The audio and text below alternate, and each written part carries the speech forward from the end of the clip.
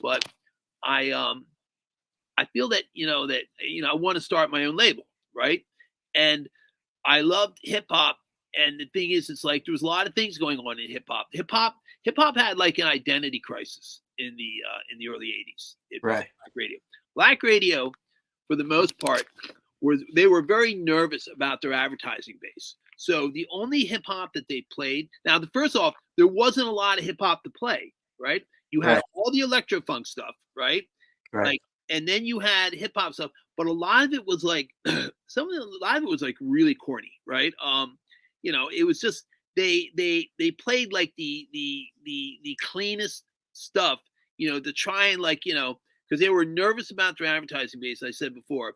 But one of the songs that I think that was really like kind of like a breakout was and I think it was an important song for hip hop was Jam on It by Nucleus. And the reason being is that when they started playing that song, it was like they had all these different versions of it. You had like, the extended play version, all that stuff. It's that they played the shit out of it. And the reason that song was important, because I believe that song really helped like get hip hop established at Black radio, because I think all the music directors and program directors looked at that song and said, wow, you know what? This stuff, we can play this and no problems, nobody's calling to cancel their advertising and everything. Right. And so that kind of like opened up the doors.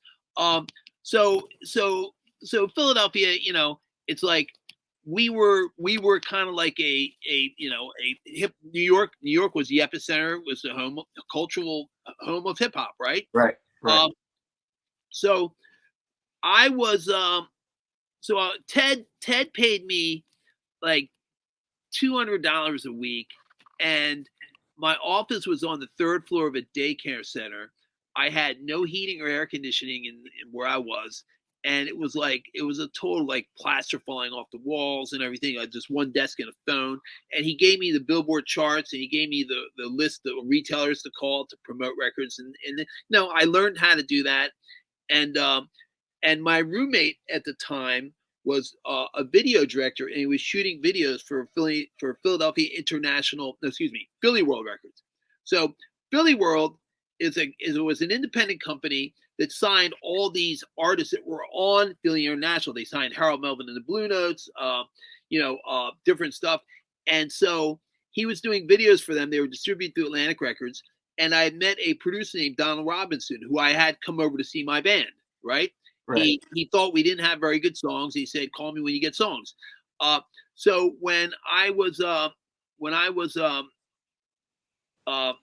shopping, to as I told you, I called up to Virtue Recording up there, and I got started doing the hip hop artists up there.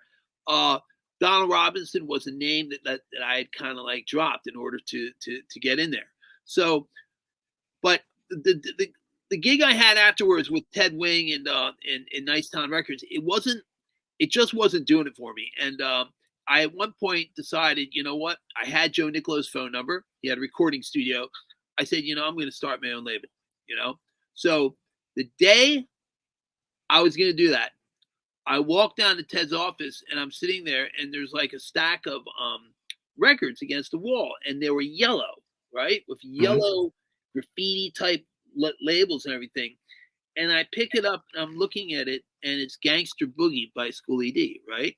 Right. And, I've heard the song on WHAT, Lady B Show, many times, and I thought the shit was dope, and Ted sat there, and this is how clueless Ted was.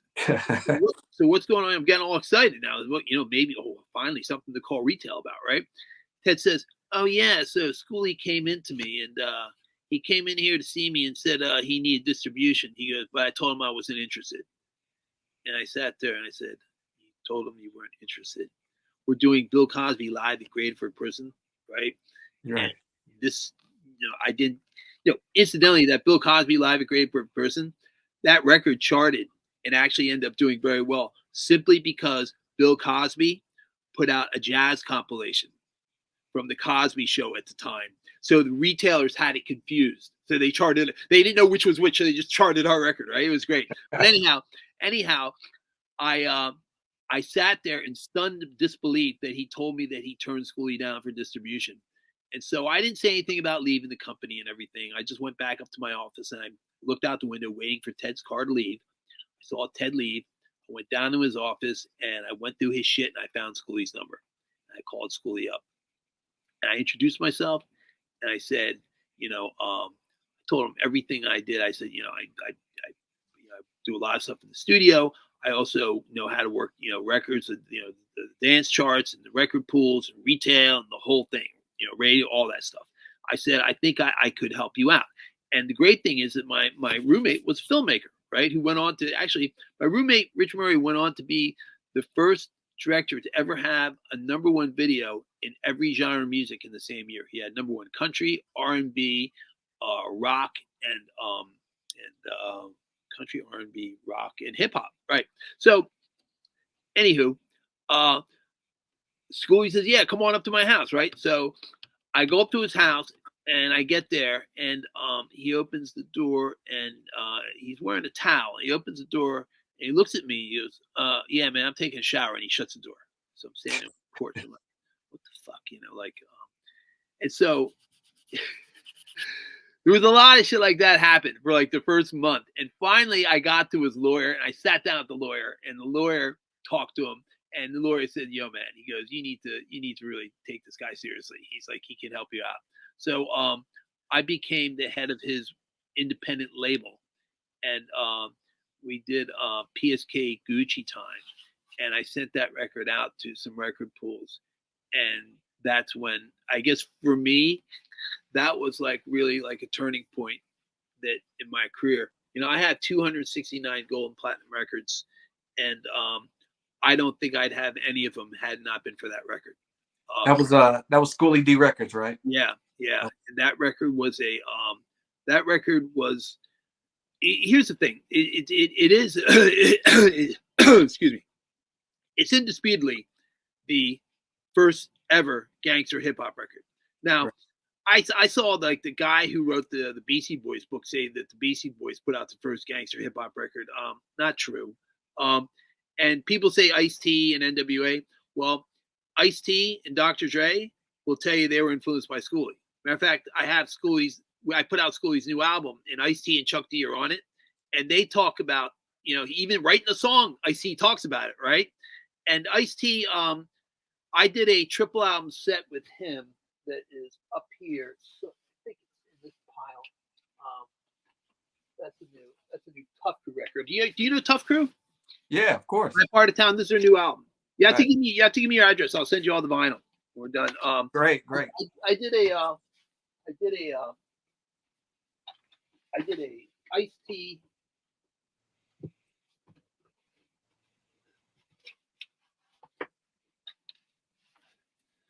So I did the new Ultramagnetic record. I have this is the Ice-T anthology, right? It's a triple album set. So Ice-T, the way he'll tell you, right? Triple album set. Ice-T got his whole thing from Schooly, because if you listen to 6 a.m., which came out really almost 2 years after PSK, but Ice-T did one thing though. He popularized it. He popularized gangster rap. And obviously the guys from NWA, because there's like three songs. There's 2 Eazy-E songs and there's 2 NWA songs. One's Dope Man, right? If you listen to it, it's PSK, right? But what's interesting is that like a lot of stuff, if you look if you look at like rock and you look at metal and stuff like that, the real, the people that really like were the pioneers in it was like Motorhead, right? With Lemmy, right? But Motorhead is like a cult thing, but the Schooly D record, it opened up a lot of doors. As a matter of fact, when my book came out, my book came out and it was just like, it came out through a big independent publisher, and there wasn't a lot going on until Chuck D put my book on Twitter, and he said, you have to read this book if you're into hip hop, right? So I went over to Schooly's house that day, right? And when I walked in the door, he was on the phone with Chuck, right? And he put Chuck on the phone with me, and we talked for over an hour. And Chuck proceeded to tell me two things that I did not know. I did not know that Chuck had was consulting or for the Juice soundtrack, and he was the one who bought them the Cypress Hill "How I Could Just Kill a Man" to be in the soundtrack, because that album, we shipped 32,000 copies of that album through Sony Distribution, through Columbia Records, and it sat dead in the water for 7 months. 7 months, right? Most groups got dropped by then, and that it was the B-side of the third single, right? "How I Could Just Kill a Man." And because at first in their documentary, they don't even talk about the first single. The first single was actually "Pigs," right? Then it was "Hand on the Pump," and then "How I Could Just Kill a Man." And that song, we went from sitting at 32,000 copies for 7 months to selling 50,000 copies a week, right? And now it's because of Chuck D. Chuck D did that. But the other part of it is that Cypress Hill was heavily influenced by Public Enemy, right? Because Sen and B are from the West Coast, and Muggs is from New York, and so he's into like that whole Hank Shockley, that whole style of production and everything. And then with like the saxophones and all that stuff, and and all the like the squeaks and all that stuff. And but Chuck told me something that just blew me the fuck away, and he told me he became a rapper after hearing PSK. And I was like, huh? Wow. Right? Because when I think of Chuck D, I think of like this Martin Luther King type of, delivery and everything. But then I remembered something, that I've heard now 3 versions of Chuck D doing PSK live. And I always wonder why he did that, right? And I found out that, he told me. So things how things beget things, right? It's that Chuck said that when I went to the first show in Philadelphia, it's the After Midnight, and he told me when they did the show that he had the driver of the van, it's their first show in Philly, take them out to West Philly, to the Parkside neighborhood where Schooly grew up and that's all the songs are about. And Chuck said, I just sat there in the van front seat for like an hour just looking at this neighborhood, just so. So that's how much he was in the Schooly, right? And so